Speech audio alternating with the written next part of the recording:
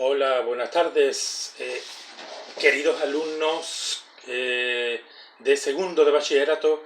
Quería haceros un recorrido por la filosofía contemporánea, empezando por Karl Marx. Como habéis visto en la película o el tráiler de la película Histeria, ahí pudimos observar cómo en el siglo XIX, a finales del siglo XIX, la situación de los trabajadores, del proletariado, de las industrias y de la situación de las clases sociales más desfavorecidas, si cabe decirlo así, era bastante precaria.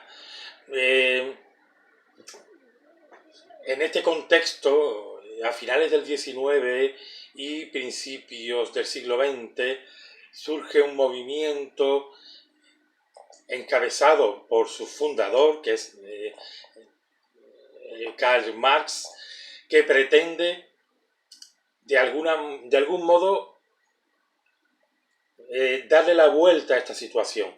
¿Cómo? Mediante una revolución obrera, que en definitiva va a propiciar una mejora de las condiciones materiales de las clases sociales más bajas.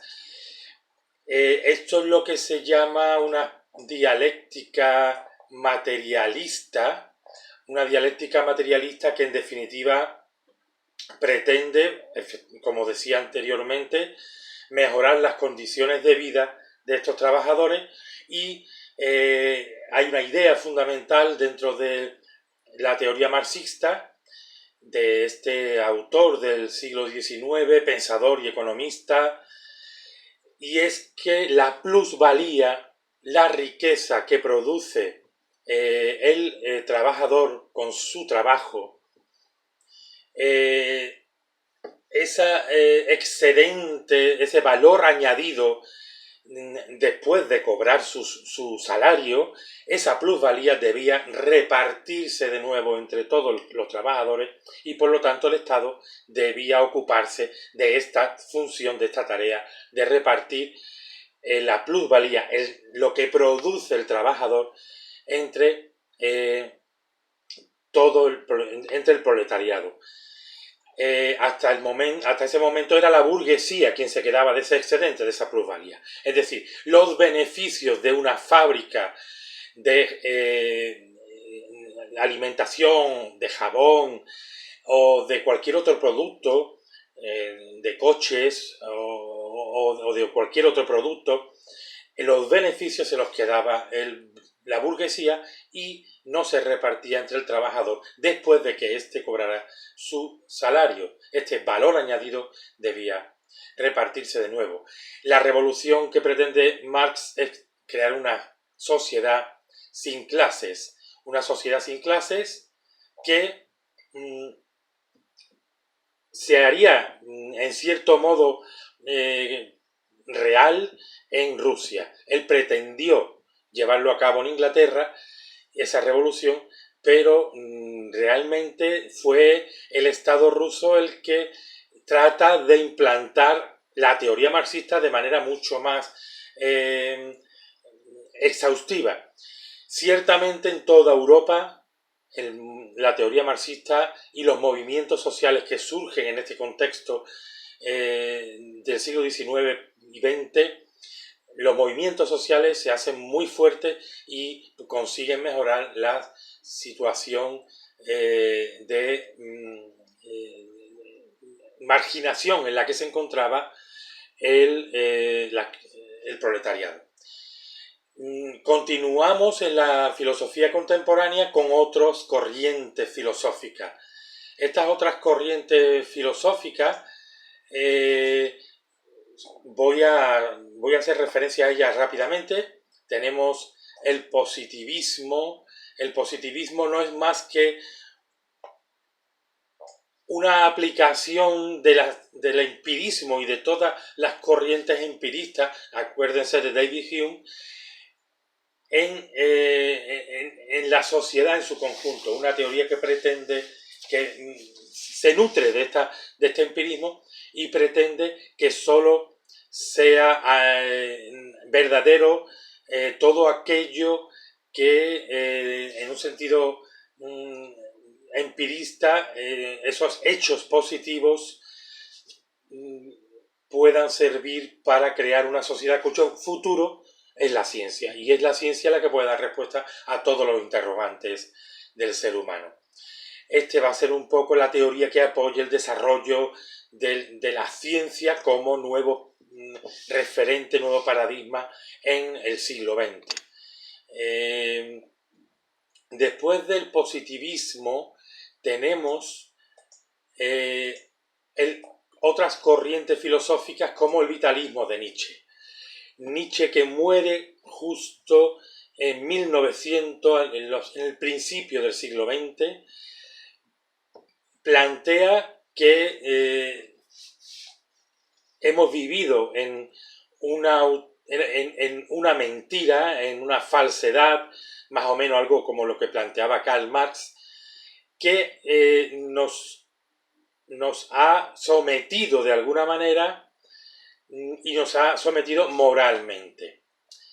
Esta moral del borrego, esta moral del resentimiento que ataca Nietzsche con su filosofía, también llamada filosofía del martillo, debe ser vencida, debe ser eliminada, proclamando la muerte de Dios. Dios ha muerto, el alma no es inmortal, vive el hombre. ¿Cómo debe vivir el hombre? Pues el hombre debe vivir desde una perspectiva nueva, lo que llama una transvaloración de la moral.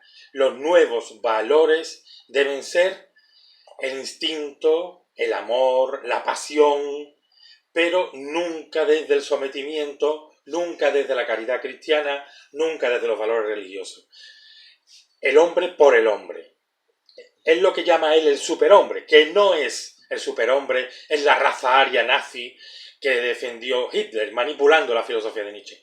Es una, digamos, exacerbación del individuo de carácter romántico.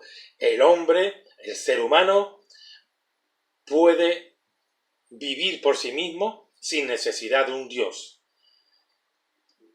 consiguiendo convertirse en, de nuevo, un niño que juega con la vida, el juego trágico de la vida, aceptando la muerte y aceptando el amor y en definitiva, vivir desde el instinto y la pasión y no desde los valores cristianos que en el siglo XIX pues se imponían de una manera, digamos, tradicionalista, puritana. En este contexto vive Nietzsche y en este contexto este alemán atacará tremendamente, sin ningún tipo de compasión, a la religión cristiana, al platonismo e incluso a todo aquello que convierte cualquier ideal, como la ciencia, que endiosa cualquier ideal. Bien, de Nietzsche y su amor por la vida, digamos, pasamos a otras corrientes filosóficas que no en vano están en relación con el vitalismo de algún modo. Estas corrientes filosóficas sería el existencialismo, un existencialismo ateo de Sartre, quizás más cercano al vitalismo de Nietzsche, que defiende que estamos condenados a ser libres y por lo tanto, como hemos sido, digamos, lanzados a la existencia, debemos pensar que si la vida no tiene un fin, no tiene significado, no tiene un fin último, la vida es un absurdo, la existencia, mejor dicho, es un absurdo que debemos vivir libremente. Jean-Paul Sartre, ya en el siglo XX, francés, defenderá no obstante las revoluciones de los estudiantes en mayo del 68 y defenderá los planteamientos marxistas en ciertos momentos de su obra. Por el contrario, Kierkegaard el danés Kierkegaard, defenderá un planteamiento cristiano. La vida no es un problema, sino que hay que buscar la trascendencia y hay que experimentarla, hay que vivirla. Y el hombre, si es libre, si estamos condenados a ser libres, puede escoger también una vivencia religiosa. Bien, hay que decir que seguidor o al menos traductor y en cierto modo muy influido por Kierkegaard es don Miguel de Unamuno. También autor del siglo XX, gran filósofo español, escritor también, novelista, que muere en el 36, justo cuando comienza la Guerra Civil.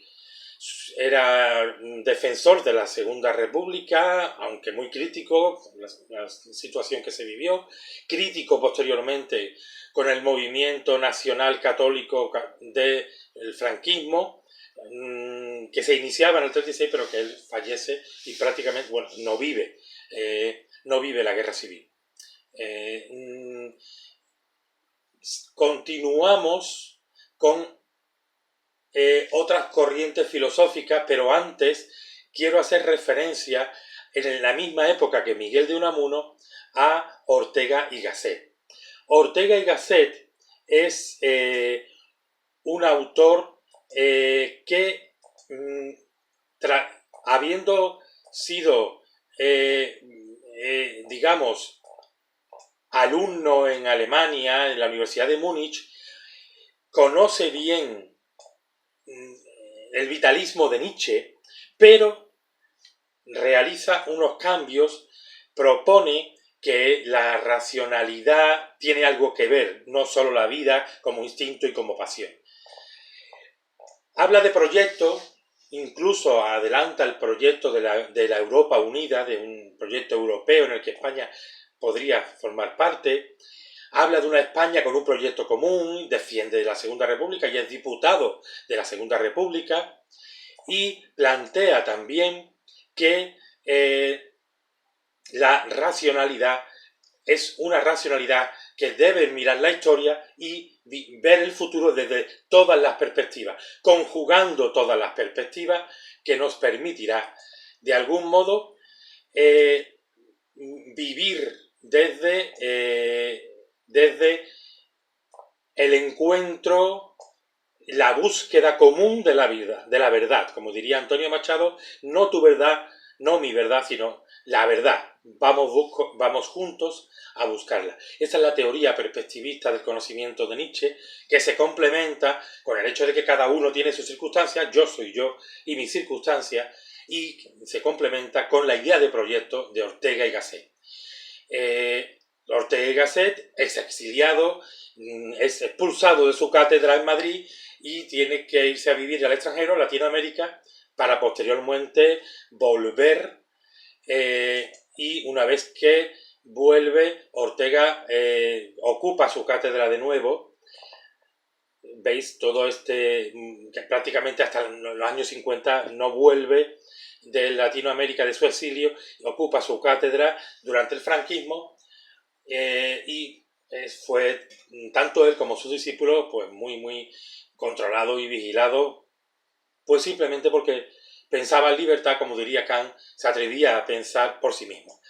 Bien, vamos ahora a hacer referencia en la parte, digamos, en este final ya de la filosofía contemporánea, a una discípula de Ortega y Gasset, que es María Zambrano. María Zambrano, si bien Ortega, su maestro, defiende la razón histórica y vital, la racionalidad, la vida orientada, dirigida por la razón, aquel logos que dirige ese eros, ese deseo de vivir, María Zambrano dice, mira, no hablemos solo de razón vital e histórica, hablemos de razón poética. Introduce un elemento fundamental que son los sentimientos poéticos, que es lo irracional, como modo de explicar desde la poesía, desde el lenguaje poético, realidades que se nos escapan. Esto de algún modo tiene mucho que ver también con Heidegger, un filósofo alemán que también influirá en Zambrano, en María Zambrano y en Ortega. También quiero hacer referencia a una discípula de este Heidegger, de este filósofo alemán, que es Hannah Arendt. Esta otra filósofa defendió desde el punto de vista ético como personas normales, ella era alemana, vivió la Segunda Guerra Mundial, personas normales cometen atrocidades porque se dejan llevar por la teoría de lo que ella llama la banalidad del mal. Es decir, de algún modo no hay personas como este personaje alemán, Eichmann, nazi, de todo el movimiento nazi en Alemania, que cometió atrocidades también en los campos de concentración. Este Eichmann dice Hannah Arendt, esta filósofa alemana, que no era de ningún modo una persona loca, enfermiza, sino simplemente que era un tipo práctico, probablemente sin ningún tipo de sentimientos, y que desde su, entre comillas, normalidad, asumió el odio a la raza judía, el antisemitismo, y también cometió atrocidades porque le pareció algo que le venía bien, que era práctico para él y para su desarrollo como para su realización como persona, sí, para trepar en un mundo absolutamente inmoral que se crea a través de todo el sistema nazi. Por último, me gustaría nombrar algunos movimientos de la filosofía, algunas corrientes de la filosofía contemporánea que hemos dejado un poco detrás, que son importantes porque formarán parte de nuestra filosofía actual y de nuestro pensamiento actual. Hay un nuevo neopositivismo en el que se reedita el positivismo de Augusto Comte que hemos comentado antes. Hay una escuela de Frankfurt en el siglo XX en el que se revisa la teoría marxista y se elabora una teoría crítica de la sociedad que busca la emancipación y el desarrollo de las sociedades desde un punto de vista crítico, una filosofía analítica y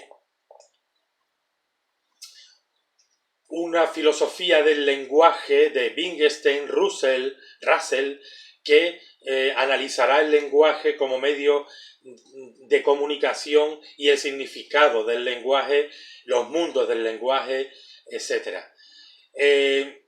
Por último, la influencia de la psicología y la sociología en la filosofía será importantísima. Ya hemos nombrado en algún momento quizás a Sigmund Freud, será muy importante Piaget y la psicología evolutiva, hemos nombrado a Hannah Arendt, Levi Strauss, Max Weber y todos los filósofos, sociólogos, psicólogos que influirán en nuevos planteamientos filosóficos.